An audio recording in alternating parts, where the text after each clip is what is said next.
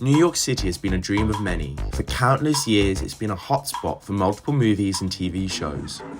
Since the 50s, more than 280,000 movies have been set in New York.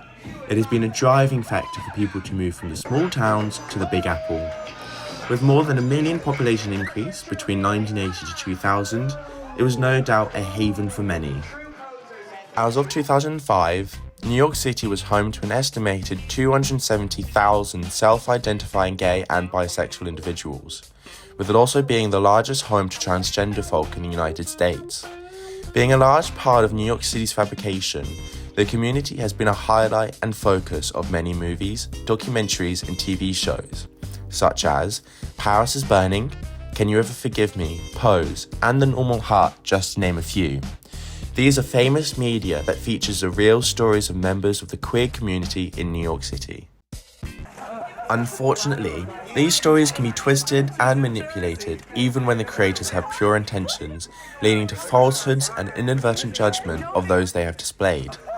For example, the 1990 documentary Paris is Burning is well known for its in-depth look into the drag and ballroom of that decade, focusing on the house culture and the survival that was based on community support. Directed by Jenny Livingston, a self-described white, Ivy-educated Jewish kid, born in Texas and raised in LA, received a fair share of criticism around its perceived appropriation of black gay subculture by a white privileged filmmaker who had not lived that lifestyle. Sadly, when there is a distinct lack of representation of this community in the media, a documentary like this is still held triumphantly as it is still representation of some kind. One trans performer featured in Paris is Burning is Venus Extravaganza, a name known because of the documentary had reached certain stardom within the ballroom community, even being dubbed Harlem's legendary princess of drag by Dazed magazine. Joining the house Extravaganza in 1983, after being invited by founder Hector Valle, she began her career at 16. Venus knew her way around and wasn't afraid to show it.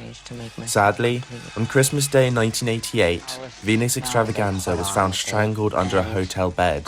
Her body had been left there for 4 days until discovery. I moved to New York and I continue doing it.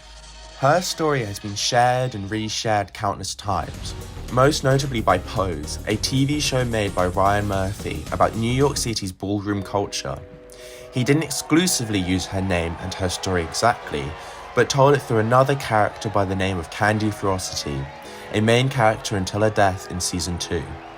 Murphy uses Venus's death as a way to conclude Candy's story, and as a 2-episode special dedicated to her memory.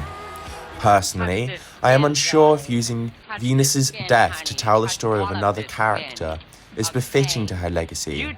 It feels invasive and shocking, especially when Pose had set out a narrative that for once, POC trans people were front and center, and not used as a side story just to add trauma and sadness. As Justin Negrillo writes from Mother Jones, given that so many Hollywood narratives already portray trans people as victims, what purpose did Candy's murder serve? Co-creator and director Steve Canals clarified his stance for including her death by saying, "There's been this continual wave of trans people of color being killed in this country with little to no media coverage, and so it was really important for us to highlight the experience for our audience, but also just for the greater culture at large." Two different sides of the argument, and this isn't the first time this argument has been had. A different but equally diverse community in New York City at the time were the Club Kids, led by Michael Alig, a well-known promoter at the Limelight.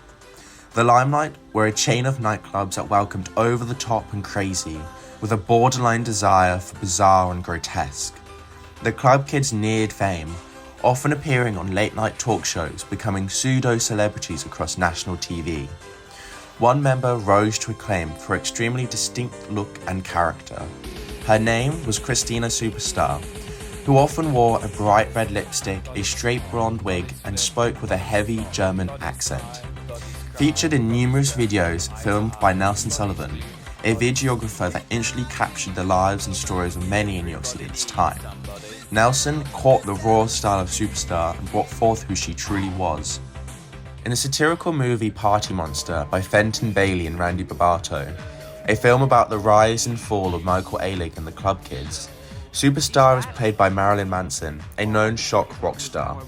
Whilst the casting seems peculiar, Manson said Christina was just a complete bizarre creation of her own and of Michael's, and many account to the accurate performance of Superstar in the movie. The story is loosely based on true events, however what happens to her in the film is purely fictional. Whilst the acting conveys truthfulness to her likeness, the events that take place seem rude and abrasive to who Christina Superstar really was, and what she meant to the club scene. We get no better look at this than the tapes made by Nelson Sullivan. Christina Superstar died in mysterious circumstances, the truth not really known. It is said she committed suicide at the end of May 1989, having been found by Sullivan. However, this can be discredited by his own comments on the situation. In the tape titled The Club Kids Field Trip to Washington, D.C. 1989, Nelson reveals that Christina had died to his close friend. Did you hear about Christina? Is she coming? She's dead. What? They found Christina in the hotel room at the Chelsea just the other day. Christina who? My friend Christina, the No, they drag didn't. queen, the blonde one, with the Are you German serious? accent. Yes, I'm serious. It's horrible. She's my good friend, and now she's gone. I'm upset. Anyway, you look beautiful today. We'll talk about Look, Christina can I at her collect, tribute. Can I collect myself? Excuse me. An emotional but blunt moment that not only shows the desensitization to queer deaths in that era by those in the community, but the resilience to carry on even in a world that not only hates but mocks publicly. Two very different communities that have been so heavily downtrodden and discouraged by the media.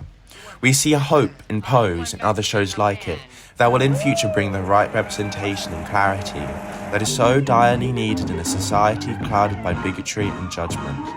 Unfortunately, I believe that the current majority of the media does not show the lives of the queer community accurately or effectively, whether in a satirical way with Party Monster or in a political way with Pose.